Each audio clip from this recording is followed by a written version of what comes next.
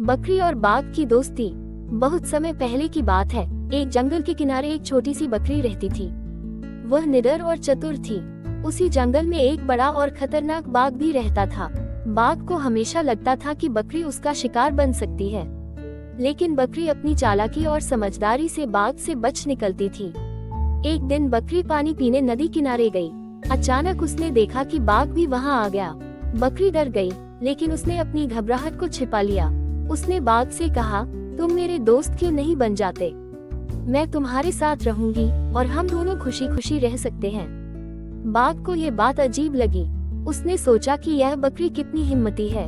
उसने बकरी की बात मान ली और दोनों दोस्त बन गए। अब बकरी और बाघ साथ रहते, खाते और खेलते। धीरे धीरे बाघ ने महसूस किया कि बकरी के साथ समय बिताना अच्छा लगता है। इस तरह उनकी दोस्ती की मिसाल जंगल भर में फैल गई। ये कहानी हमें सिखाती है कि चतुराई और समझदारी से डर पर काबू पाया जा सकता है।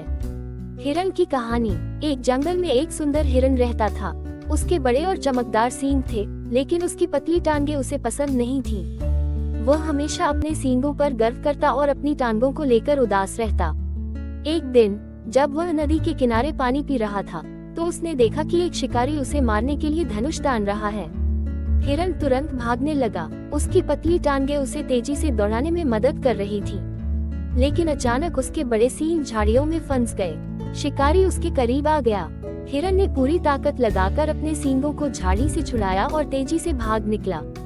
उसने सोचा, मैं अपने सींगों पर गर्व करता था, लेकिन यही मुझे मुसीबत में डाल रहे थे। मेरी पतली टांगें, जिन पर मुझे शर्म थी, उन्होंने मेरी जान बचाई। ये कहानी हमें सिखाती है कि हमें अपनी खूबियों और कमजोरियों को समझदारी से अपनाना चाहिए। इसी तरह कहानी वीडियो देखने के लिए वीडियो को लाइक और चैनल को सब्सक्राइब जरूर करें, सबसे पहले हमारा वीडियो आप तक पहुंचे।